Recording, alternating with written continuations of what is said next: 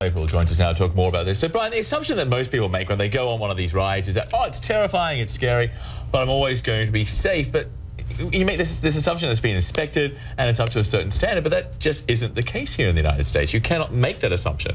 It isn't the case, and children beware. Instead of amusement parks we have in the United States, it's like amusement pandemonium, because there is very little regulation going on in these amusement parks. In fact, I think the ride in Kansas had only been inspected one time during the year. Now, do you think that's enough? I mean, these rides that are inherently dangerous, I think, need to be inspected daily basis, or at least on a weekly basis. Okay, so you just mentioned these rides are inherently dangerous, so there is a risk. Knowing that, what is the level of personal liability here as you get involved in something like that? Well, the difference between what's called legally assumption of risk, that means, like, for example, if you go to a baseball game and a foul ball is hit into the crowd, hits you in the head, you've assumed the risk of getting hurt at the game. But that's different than getting on a ride that has a defect, or a ride, for example, like the Ferris wheel in Tennessee that hits another cart and then flips upside down. You're not assuming the risk of that.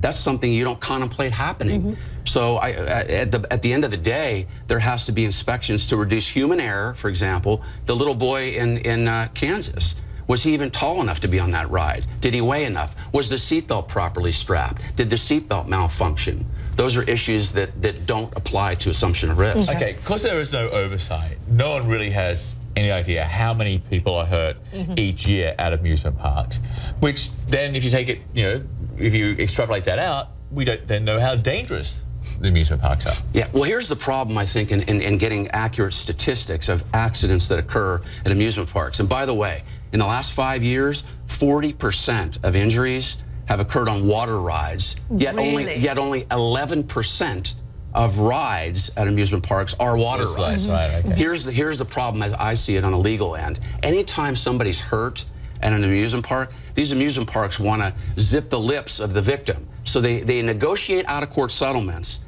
and then as part of the settlement, they have what's called a confidentiality provision, which stops the victim from talking about the injury. So we don't have accurate statistics. And on top of that, these amusement parks are required to report their own injury, their own accidents. I was about to ask you that. Aren't they legally required to offer up that information? It's crazy. They're supposed to report accidents that occur. There's nobody monitoring the accidents occurring. That's like asking, for example, a restaurant to pick up the phone and call the Department of Safety and say, hey, I have an unsanitary condition in my restaurant. Do you think the restaurant's really going to call? Yeah.